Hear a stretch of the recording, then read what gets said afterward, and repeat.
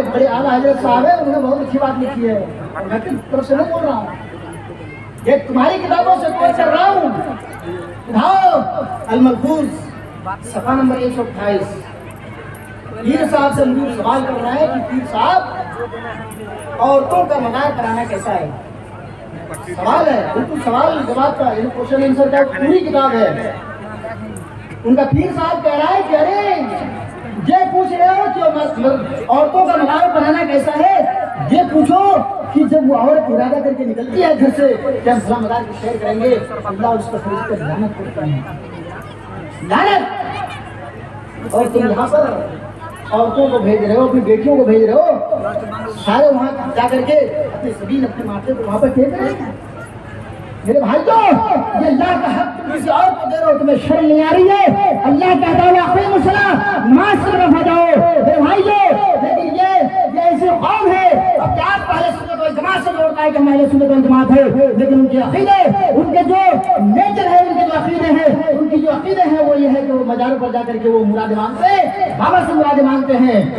अल्लाह तबारक व तआला फरमाता है जो आदमी जिससे मांग रहा है वो भी कमजोर, जिससे मांगा जा रहा है वो किसी को कोई फायदा नहीं दे सकता, जिससे मांगा जा रहा है वो खुद ही लागर है, खुद ही कमजोर है, वो दूसरे का मोहताज है। मेरे भाई जहाँ पर ये कहा जा रहा है कि हमारा पीर और हमारा मुरीद तो कब्रों के अंदर जिंदा है, मेरे भाइयों जब तुम ये कह रहे हो कि हमारा मुरीद और हमारा पीर साहब कब्रों के अंदर जिंदा है, तो तुम्हारे बाप जिंदा है। मैं तुम्हें ये चैलेंज देकर जा रहा हूँ और मेरे चैलेंज को जरा एक्सेप्ट करना। तो अपनी बाप को और अपने भाई को और अपने बेटे को एक दिन के लिए जमीन के अंदर गाड़ दो, जमीन के अंदर उन्हें दफन कर दो, और 24 घंटे के बाद या एक दिन के बाद या 10 मिनट के बाद या आधे घंटे के बाद निकालना, उनकी हालत क्या होगी जरा देख लेना। और तुम्हारी कौन सी किताब अलाउड कर रही है? अल्लाह के रसूल फरमाते हैं जिंदों को कब्र में दफन करना हराम है। अल्लाह के नबी सल्लल्लाहु अलैहि वसल्लम ने फरमाया लोगों जिंदे आदमी को तुम कब्र में दफन नहीं कर सकते हो, इसलिए कि हराम है। तुम ये कह रहे हो कि हमारा बाबा जिंदा है, वो हमारा घोड़ा सा, वो हमारा लोटा बाबा, डंगा बाबा, कुत्ता बाबा, जहाँ तक कि तुम और नाम दे रहे हो। अल्लाह ने तुम्हारी भेजत में इतना खराब किया है कि नाम भी तुम्हें मिला है, तो ऐसे नाम मिला है कि जो आदमी सुनना दोबारा न करे।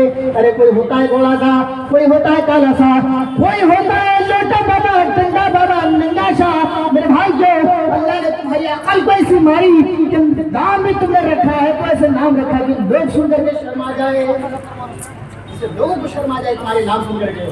तुमने ऐसा नाम लिया तुम्हें? अरे उसका कोई अच्छा नाम रखता यार। मुझे एक किताब मिली है और मज़ार की शायद करे हम, एक किताब एक मोटी सी किताब है, उसके अंदर जब आप पढ़ेंगे अल्लाह अकबर ऐसी ऐसी बातें लिखा हुआ है कि मैं पढ़ करके दंग रह गया कि मौलाना रफीक ये क्या पढ़ रहे हो यार। ऐसी किताबें घोड़ा शाह, काला शाह, नंगा बाबा, डंगा बाबा, लोटा बाबा, क्या क्या सब नाम रख दिया। कुत्ता बाबा, कुत्ता का ही नाम होता है यार, कुत्ते तो नापाक होते हैं।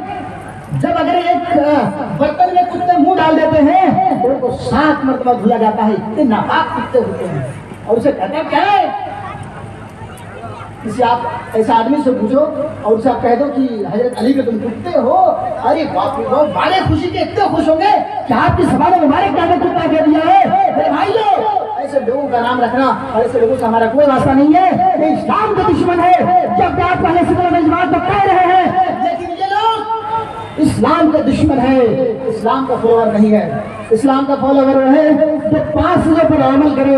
अल्लाह के प्यारे हबीब जनाब मोहम्मद रसूलुल्लाह सल्लल्लाहु अलैहि वसल्लम ने फरमाया लोगों बुनियाद इस्लाम वाला इस्लाम की बुनियाद 5 चीजों पर रखा गया है। पहली चीज अशहदु अल्ला इलाहा इल्लल्लाह, इस बात की गवाही दीजिए कि अल्लाह के अलावा कोई माबूद नहीं है। दूसरी चीज वाक़िअल सलाह, तीसरी चीज वाइताई ज़कात, चौथी चीज सौम रमजान, और 5वीं चीज मन इस्तताअत इलैहि सबीला, इस्तिताअत जिंदगी में एक बार हज करना है। आइए थोड़ा सा इसका तर्जुमा कर दे मेरे भाइयों। अल्लाह के रसूल सल्लल्लाहु अलैहि वसल्लम ने फरमाया लोगों बुनियाद इस्लाम वाला इस्लाम के बुनियाद 5 चीजों पर रखा गया है। पहली चीज अशहदु अल्ला इलाहा इल्लल्लाह, इस बात की गवाही दीजिए कि अल्लाह के अलावा कोई माबूद नहीं है। दूसरी चीज इक़ाम सलात, यानी नमाज पढ़ना पड़ेगा। तीसरी चीज वाइदा ज़कात, चौथी चीज वो शौम रमजान, और पांचवी चीज मनस्तता बैन ये सबीला। अगर जिंदगी में आपके पास इस्तिताअत हुआ तो जिंदगी में इबादत करना है। इस्लाम का पिलर है, इस्लाम का बूटा है, इन पर अमल करना हर मुसलमानों के ऊपर फर्ज है, जरूरी है। जब तक इंसान इसके ऊपर अमल न करे तो मुसलमान ही नहीं कहलाएगा, वो मुसलमानों के दायरे में आएगा ही नहीं। 5 चीजों का इकरार करनी पड़ेगी, लेकिन 5 चीजों में से 2 चीज मैंडेटरी है, 2 चीज कंपल्सरी है। तो क्या है? अशहदु अल्ला इलाहा इल्लल्लाह, इस बात की गवाही दीजिए कि अल्लाह के अलावा कोई माबूद नहीं है। दूसरी चीज वाकई मुसला नमाज हाल में पढ़नी पड़ेगी। अगर आपके पास इस्तिताअत है ज़कात देने का, ज़कात दीजिए, नहीं तो कोई बात नहीं है। करने की ताकत तो करिए, नहीं तो कोई बात नहीं है। रमजान का रोजा अगर आप रख सक रहे हैं तो रखिए, नहीं तो बाद में भी अदा कर सकते हैं। लेकिन इस्लाम के अंदर 2 चीज ऐसे मैंडेटरी है कि अल्लाह की गवाही देने के बाद दूसरी चीज मुसलमानों पर आयद होती है, वो नमाज।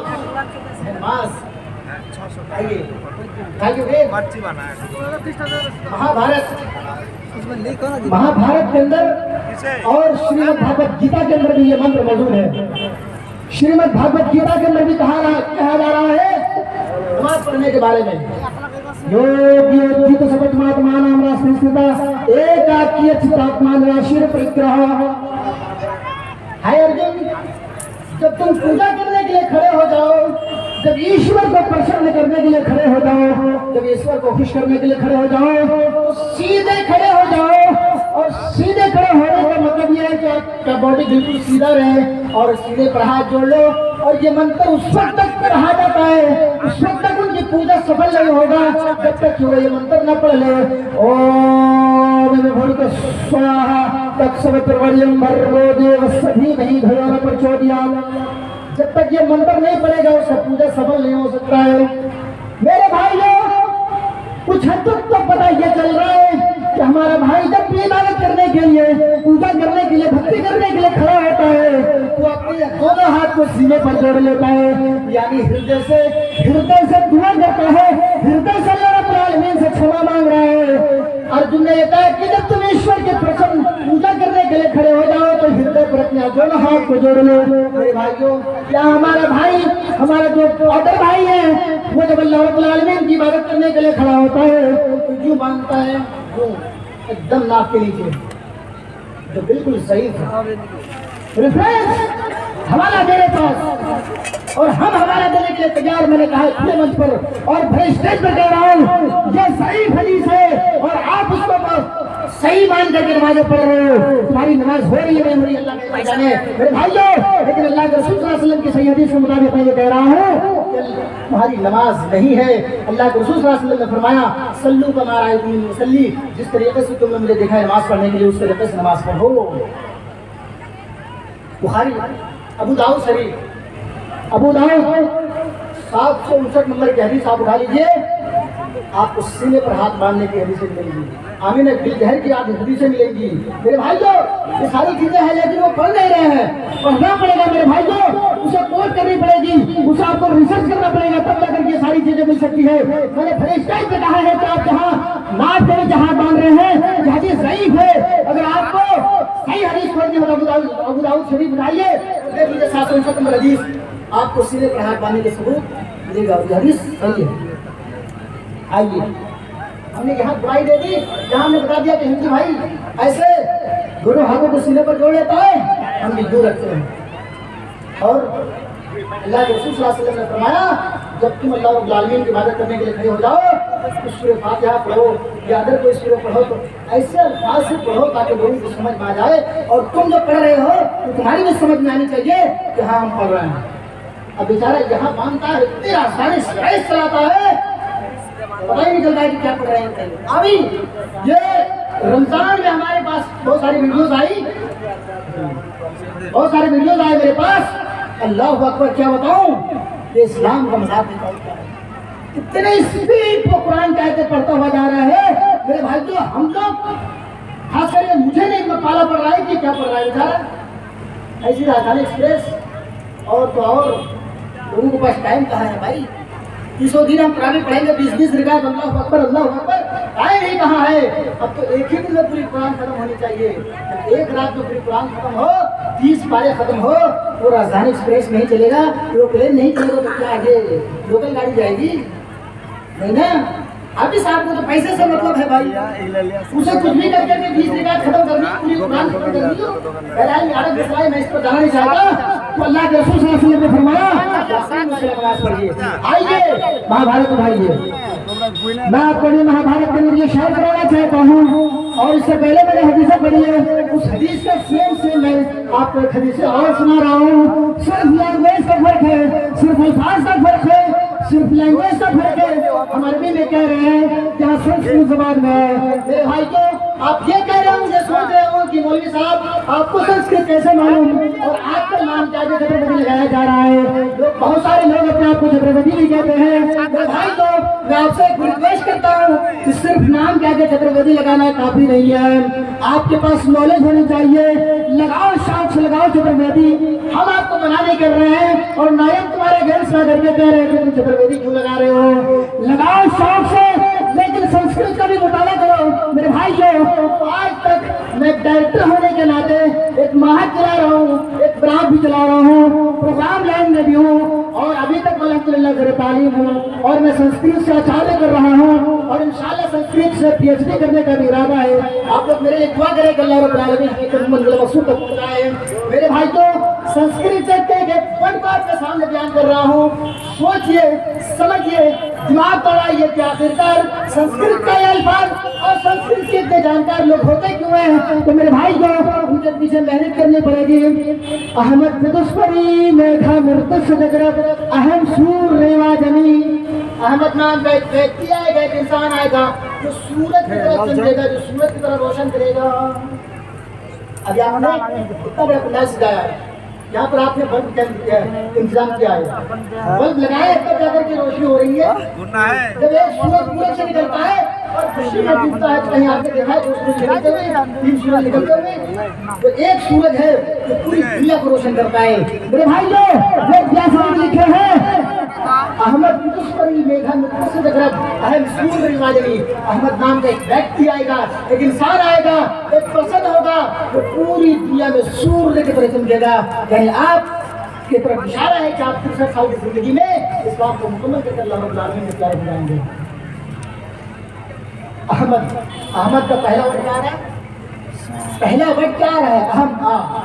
अहम माँ मया मत मम में नहीं जी, इसकी गलत है ये। अहमद दुष्परी मेघा मृत्यु से जगरत अहम सूर रिवाजनी। अहमद नाम का एक व्यक्ति आएगा, एक इंसान आएगा जो लोगों के अल्लाह रब्बुल आलमीन की इबादत की तरफ आपको अग्रसर करेगा, एक अल्लाह रब्बुल आलमीन की दावत देगा कि एक अल्लाह रब्बुल आलमीन की उपासना करो। आइए महाभारत खोलिए। सनातन धर्म पंचम वस्तु अस्ति। सनातन धर्म 5 लोगों का नाम है। प्रथम वस्तु एकम द्वितीय नास्ति किंचन। द्वितीय वस्तु साष्टांग कर्तव्यति। तृतीय वस्तु दानम दीक्षिता। चतुर्थ वस्तु धारी। पंचम वस्तु तीर्थयात्रा कर्तव्यति। यहाँ मैंने हदीस पढ़ा है कि अल्लाह के रसूल सल्लल्लाहु अलैहि वसल्लम इस्लाम की बुनियाद 5 चीजों को बताया है कि 5 चीजें। पहली चीज ये है कि ईश्वर की गवाही देनी पड़ेगी, दूसरी चीज ये है कि नमाज पढ़नी पड़ेगी, तीसरी चीज ये है कि ज़कात देनी होगी, चौथी चीज ये है कि रमजान का रोजा रखना होगा, और 5वीं चीज ये है कि आपको एक बार जिंदगी में हज करना होगा। मेरे भाइयों, जहाँ भी सेम वही बातें कही जा रही है। सनातन धर्म पंचम वस्तु अस्ति। सनातन धर्म के 5 लोगों का नाम है। प्रथम वस्तु पहली चीज एकम ब्रह्मा द्वितीय नास्ति किंचन। ब्रह्मा एक है, द्वितीय नास्ति दूसरा नहीं, न तृतीय न तीसरा है, न चतुर्थ न चौथा है, न पंचम न 5वां है। There is no God but God only one without second. एक ईश्वर के अलावा कोई पूजा योग्य नहीं है।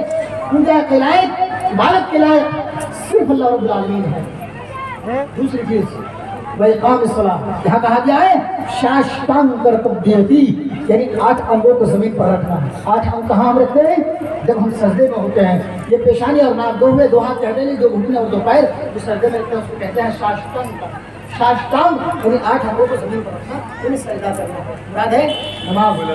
तीसरी चीज दान दीक्षिता, यानी दान दीजिए, गरीबों में, मिस्कीनों में, फकीरों में, बांटिए, मस्जिदें बनाइए। और जो हमारे बच्चे मदरसे में पढ़ रहे हैं, 3 बच्चे हैं, उनको भी पढ़ाई लिखाई मदरसे चलाइए। इनको कहा जाता है तीसरी चीज दानम दीक्षिता, यानी दान दीजिए। चौथी चीज उपास रखिए। यहाँ कहा गया वो 100 में रमजान, यहाँ भी कहा गया है उपास रखिए, यानी रोजा रखिए।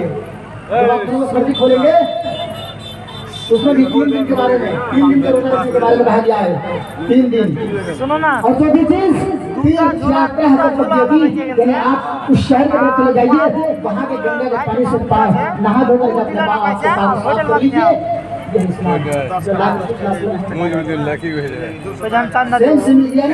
जहाँ भी हदीस में वही कह रही है, जहाँ जो मंत्र है यही बता रही है कि अल्लाह एक महबूब नहीं है।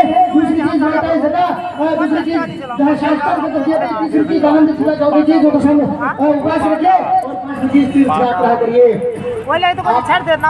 छंदोपनिषद अध्याय नंबर 6 श्लोक नंबर 2 मंत्र नंबर 1 उठाएंगे, उसमें लिखा है एकदम ब्रह्मा एक है, दूसरा नहीं। शतशोत्रोपनिषद अध्याय नंबर 4 श्लोक नंबर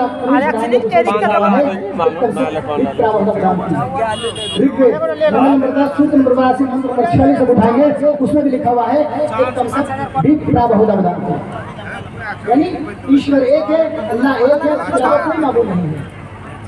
आइए, जहाँ पर अल्लाह के नाम को लेकर के, यानी भगवान का नाम लेकर के लोग मूर्तियां बनाते हैं, स्टैचू बनाते हैं, बहुत सारी शक्लें देते हैं, और यहाँ ये भी कहा जा रहा है कि यहाँ देवी की पूजा होनी चाहिए, यहाँ काली माता की पूजा होनी चाहिए, यहाँ दुर्गा की पूजा होनी चाहिए। मेरे भाइयों, वेदों के अंदर यही नहीं है, वेदों के अंदर कहीं सबूत नहीं है। वेदों में कहा जा रहा है लिंगच्छवीर शिखाही शरण श्रीधारी सदुसता उच्चलापि सर्वभक्षी भविष्यति जनो मम्मा। वेद जी हाँ, वेद जाति लिख रहे हैं कि वेद जाति जिस भगवान का लिंग नहीं होगा, लिंग आधार समाधि को जो है किसान के पास होता है, भगवान का नहीं होगा, ईश्वर का नहीं होगा। लिंग दिन शिखाही शरण श्रीधारी सदुसता उच्चलापि सर्वभक्षी भविष्यति जनो मम्मा। मेरे भाइयों, उस ईश्वर की जो पूजा करनी पड़ेगी वो ऊंचे स्तर पर जाकर के श्रीमद् भागवत गीता उठाइए, उसमें भी लिखा हुआ है कि ईश्वर की इबादत करने के लिए ऐसी जगह को निर्धारित करिए जहाँ थोड़ा सा ऊंचा हो, और वहाँ मृगाचरण मास करिए। भागवत गीता में भी कहा गया है, यहाँ कहा जा रहा है कि ईश्वर की इबादत करने के लिए तो ईश्वर कौन होगा, उसका लिंग नहीं होगा। यहाँ कहा जा रहा है या देवी सर्वभूत समासिद्धात्री नमस्तस्यै नमस्तस्यै नमो नमः। जहाँ वेद व्यास जी लिख रहे हैं कि उस ईश्वर का लिंग नहीं होगा, वो इंसान ही होंगे, नहीं मर्द होंगे ना ही औरत होंगे, ना ही मर्द होंगे और ना ही औरत होगी। और यहाँ कहा जा रहा है या देवी सर्वभूत समासिद्धात्री नमस्तस्यै नमस्तस्यै नमो नमः। मेरे भाइयों, किसको मानो और किसको छोड़ो, यहाँ वेद व्यास जी एक नहीं बल्कि 1000 रिफ्रेश के सामने भी सुना सकता हूँ कि ईश्वर एक है और उसका लिंग नहीं है, वो इंसान के साथ से अलग है, इंसान से बड़े हैं। मेरे भाइयों, वेद व्यास जी यहाँ से लिख रहे हैं या देवी सर्वभूत समासिद्धात्री नमस्तस्यै नमस्तस्यै नमो नमः, यानी देवी की इबादत करनी पड़ेगी, देवी की पूजा करनी पड़ेगी। जब हम श्रीमद् भागवत 7वां अध्याय तब 20वां मंत्र खोलते हैं तो उसमें भी यही लिखा हुआ है एक देव देवता एक है, उसी की उपासना करनी चाहिए, किसको मानो और किसको छोड़ो। मेरे भाई, जो हिंदू धर्म का कोई एक किताबें हो तो उसको मानो और उसके ऊपर ईमान रखा जाए या ईमान लाओ। मेरे भाई, जो यहाँ तो सैकड़ों किताबें हैं और सैकड़ों किताबों में जो तब्दीलियाँ आई हुई है। मेरे भाई, जो दुनिया की सिर्फ वाहिद एक ऐसी किताब जो कुरान की शक्ल में है, अल्लाह रब्बुल आलमीन ने जो जनाब मोहम्मद रसूलुल्लाह सल्लल्लाहु अलैहि वसल्लम पर नाज़िल किया है, वो कुरान आज 1400 साल पहले उतरा और आज तक हर ऐसी चली आ रही है और क़यामत की सूरत तक ऐसी रहेगी। इसके अंदर कोई चेंजिंग और कोई बदलाव नहीं आ सकता है। अल्लाह ने कुरान करीम को उतारने के बाद अल्लाह ने खुद इसकी जिम्मेदारी ली है, इन्ना नहनु नज़्ज़लना ज़िक्रा व इन्ना लहू लहाफ़िज़ून। आई मोहम्मद रसूलुल्लाह सल्लल्लाहु अलैहि वसल्लम, ये कुरान हमने आपको दिया है, लेकिन इसकी हिफाजत की जिम्मेदारी, इसकी रक्षा की जिम्मेदारी मेरे ऊपर है।